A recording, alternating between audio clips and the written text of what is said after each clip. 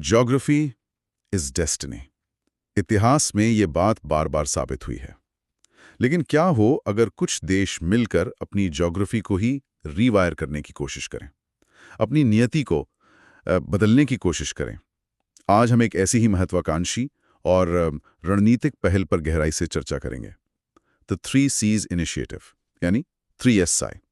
और ये चर्चा ऑब्जर्वर रिसर्च फाउंडेशन यानी ORF में प्रकाशित एक बहुत ही शानदार लेख पर आधारित है।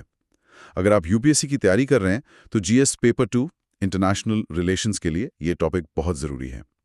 आज हमारा मिशन सिर्फ ये समझना नहीं है कि 3SI क्या है, बल्कि ये जानना है कि कैसे ये पहल यूरोप के भू राजनीतिक नक्शे को बदल रही है और रूस यूक्रेन युद्ध के बाद ये क्यों और भी ज्यादा रेलेवेंट हो गई है। बिल्कुल। और ये समझना बहुत जरूरी है कि ये कोई मामूली इंफ्रास्ट्रक्चर प्रोजेक्ट नहीं है। मतलब ये सिर्फ सड़कें या पाइपलाइन बनाने की बात नहीं है। ये सुरक्षा, ऊर्जा स्वतंत्रता और कनेक्टिविटी का एक ऐसा जटिल ताना बाना है जो असल में शीत युद्ध के बाद यूरोप में पैदा हुए एक बहुत गहरे असंतुलन को ठीक करने की एक सोची समझी कोशिश है। चलिए तो फिर इसी ताने बाने को खोलते हैं। 3 Cs इनिशिएटिव। नाम सुनने में किसी ट्रैवल ब्रोशर जैसा लगता है, लेकिन जैसा आपने कहा, ये गंभीर जियोपॉलिटिक्स है। तो शुरुआत से शुरू करते हैं। ये है क्या और इसकी जरूरत क्यों पड़ी? नाम बिल्कुल सटीक है। ये बाल्टिक सागर, एड्रियाटिक सागर और काला सागर, इन 3 समुद्रों के बीच बसे 13 यूरोपीय संघ यानी EU देशों का एक पॉलिटिकल और इकोनॉमिक फोरम है। इसकी शुरुआत 2015 में पोलैंड और क्रोएशिया के राष्ट्रपतियों ने की थी। अच्छा। उस वक्त ये साफ दिख रहा था कि इन देशों, जिन्हें हम मध्य और पूर्वी यूरोप या CEE कहते हैं, उनका विकास पश्चिमी यूरोप के मुकाबले काफी पीछे छूट गया था। और ये पिछड़ापन सिर्फ आर्थिक नहीं था, बल्कि ढांचागत भी था, है ना? मेरा मतलब है, जो सोवियत संघ के समय का इंफ्रास्ट्रक्चर था, उसका एक खास मकसद था। आपने बिल्कुल सही नस पकड़ी है। यही इस कहानी का सबसे दिलचस्प हिस्सा है। सोवियत संघ ने दशकों तक इस पूरे क्षेत्र का इंफ्रास्ट्रक्चर, सड़कें, रेलवे लाइनें, गैस पाइपलाइनें, सब कुछ ईस्ट वेस्ट एक्सिस पर बनाया था। मतलब हर रास्ता मॉस्को की तरफ जाता था। हाँ, या मॉस्को से होकर गुजरता था। इसका मकसद साफ था, इन सभी सैटेलाइट देशों को राजनीतिक, आर्थिक और ऊर्जा के स्तर पर पूरी तरह से मॉस्को पर निर्भर रखना। वो अपनी मर्जी से कहीं और जुड़ ही नहीं सकते थे। मतलब ये एक तरह की रणनीतिक जकड़न थी। सारा हार्डवेयर ऐसा बनाया गया था कि आप चाहकर भी पश्चिम या उत्तर दक्षिण से सीधे तौर पर नहीं जुड़ सकते। तो 3SI एक तरह से उस नक्शे को 90 डिग्री घुमाने की कोशिश है। ये उद्देश्य सोवियत काल के ईस्ट वेस्ट डोमिनेंस को तोड़कर एक मजबूत नॉर्थ साउथ कनेक्टिविटी कॉरिडोर बनाना था। ये सिर्फ आर्थिक खाई पाटने के लिए नहीं था, बल्कि इस पूरे CEE क्षेत्र को आर्थिक आजादी देना, उनकी ऊर्जा सुरक्षा को यकीनी बनाना और उन्हें EU और नेटो के अंदर एक मजबूत और आत्मनिर्भर स्तंभ की तरह खड़ा करना था। ये तो बहुत बड़ा विजन है, लेकिन यहाँ एक पैराडॉक्स है जिसका जिक्र ORF के लेख में भी है। CEE क्षेत्र की GDP ग्रोथ तो काफी अच्छी रही है, तो फिर इतने बड़े और महंगे इंफ्रास्ट्रक्चर पुश की तत्काल जरूरत क्यों महसूस हुई? ये एक बहुत ही जरूरी सवाल है। देखिए, GDP के आंकड़े कहानी का सिर्फ एक हिस्सा बताते हैं। अच्छी ग्रोथ के बावजूद इस क्षेत्र में इंफ्रास्ट्रक्चर की एक बहुत बड़ी खाई थी।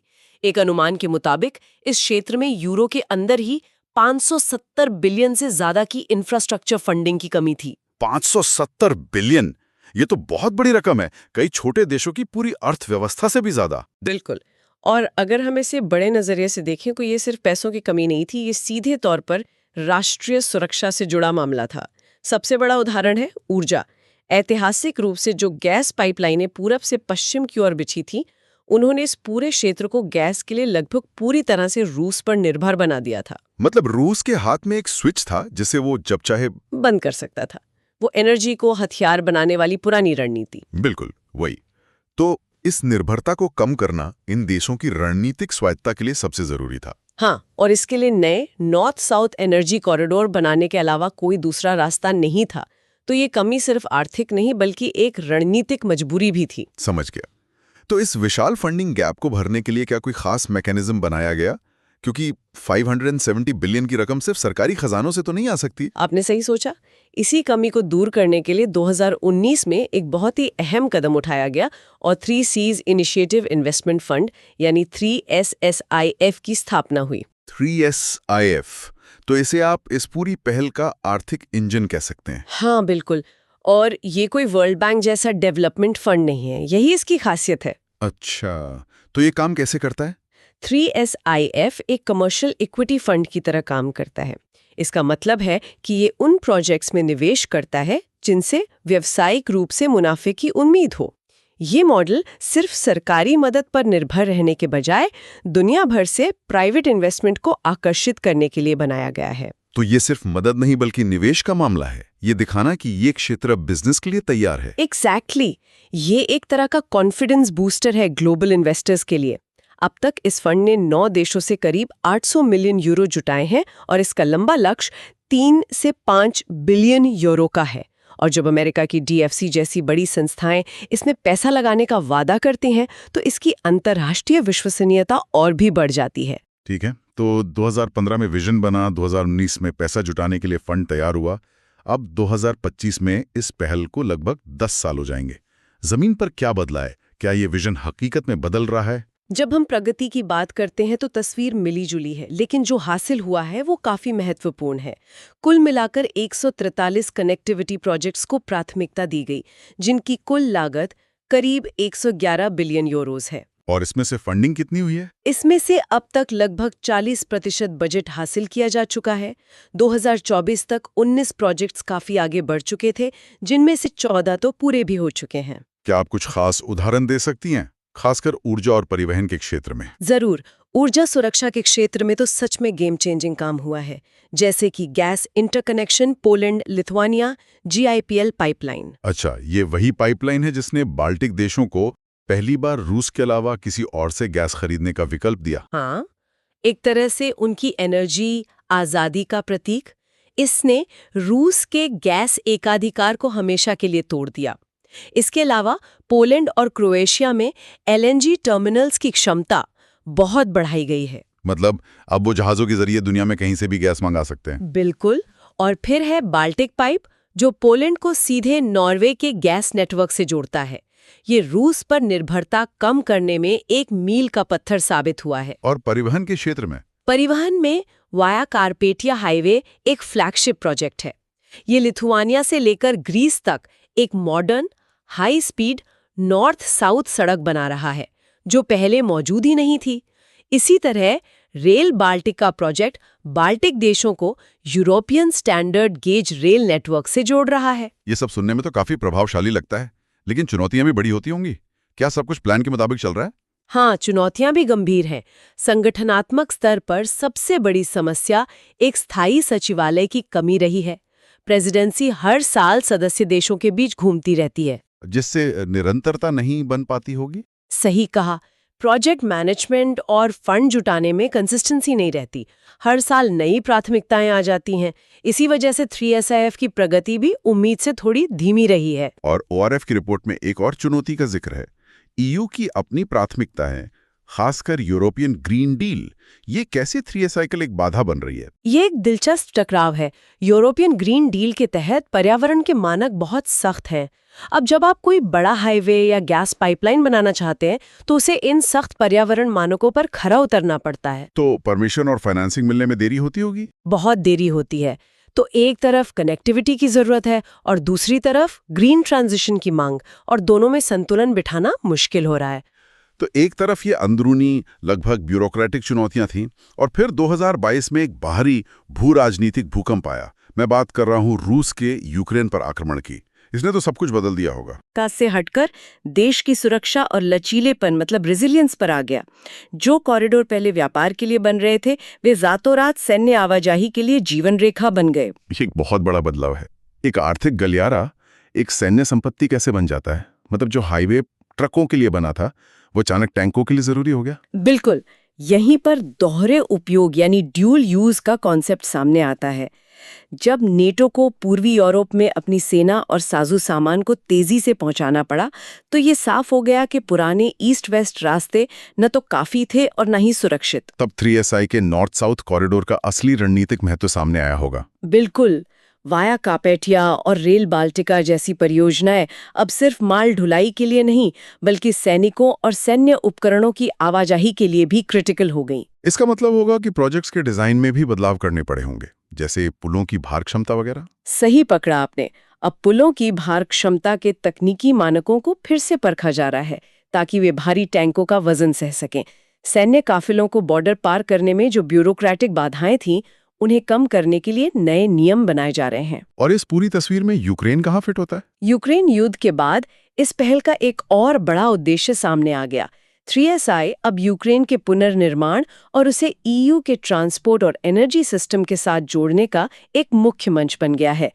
यूक्रेन और मोल्डोवा को इसमें सहयोगी भागीदार के तौर पर शामिल किया गया है। और जब हम सोच रहे थे कि ये कहानी यूरोप तक ही सीमित है, तभी ORF की रिपोर्ट में एक बहुत ही दिलचस्प कनेक्शन का जिक्र आता है। भारत मध्य पूर्व यूरोप आर्थिक गलियारा यानी IMEC, ये कैसे जुड़ता है 3SI से? ये एक ऐसा डेवलपमेंट है जो पूरी बाजी पलट सकता है। 2023 में जब ग्रीस इस पहल का 13वां सदस्य बना, तो जियोपॉलिटिकल समीकरण ही बदल गए। अब 3SI को सिर्फ एक यूरोपीय पहल के तौर पर नहीं, बल्कि IMEC के उत्तरी विस्तार के रूप में देखा जा रहा है। ये काम कैसे करेगा? मतलब भारत से चला सामान बाल्टिक सागर तक कैसे पहुंचेगा? प्लान ये है कि IMEC के जरिए जो सामान भारत से मध्य पूर्व होते हुए ग्रीस के थेसालोनिकी जैसे बंदरगाहों तक पहुंचेगा, उसे वहां से 3SI के नॉर्थ साउथ कॉरिडोर का इस्तेमाल करके मध्य और पूर्वी यूरोप और आखिर में बाल्टिक सागर तक पहुंचाया जाएगा। वाह!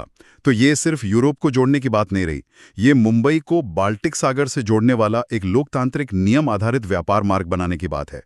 ये तो सीधे सीधे चीन के बेल्ट एंड रोड इनिशिएटिव को एक रणनीतिक चुनौती है। एक्टिविटी के लिए लोकतांत्रिक दुनिया के विजन का एक अहम हिस्सा बन गया है। ये दुनिया को ये बताने का तरीका है कि व्यापार और विकास के लिए एक ज्यादा पारदर्शी और भरोसेमंद रास्ता भी मौजूद है। ये तो वाकई एक वैश्विक आयाम है। तो अब आखिरी सवाल पर आते हैं। इस पहल को और ज्यादा असरदार बनाने के लिए आगे क्या किया जा सकता है? लेख में क्या सुझाव दिए गए हैं? लेख में 3 मुख्य सिफारिशें दी गई हैं। पहली, एक स्थायी सचिवालय की स्थापना करना। जैसा हमने बात की, रोटेटिंग प्रेसिडेंसी की वजह से निरंतरता नहीं बन पाती।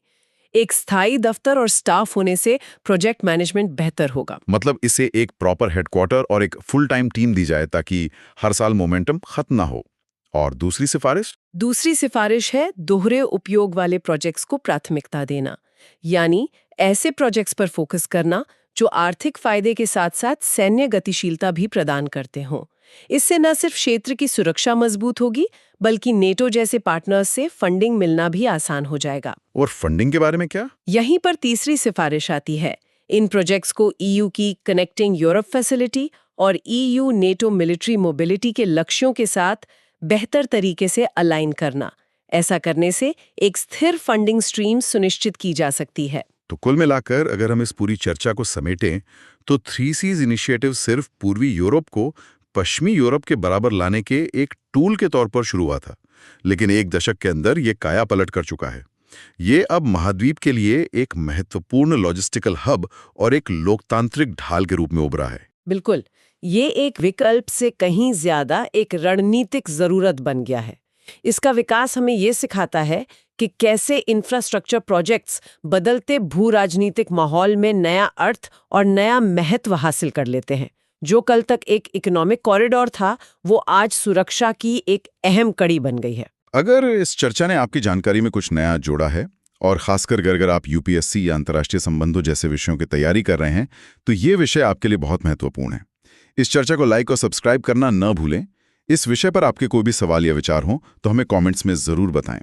और जाते जाते सोचने के लिए एक सवाल, जैसे जैसे 3SI और IMEC जैसे नॉर्थ साउथ कॉरिडोर आपस में जुड़ रहे हैं, क्या हम वैश्विक व्यापार और रणनीति के एक नए युग की दहलीज पर खड़े हैं?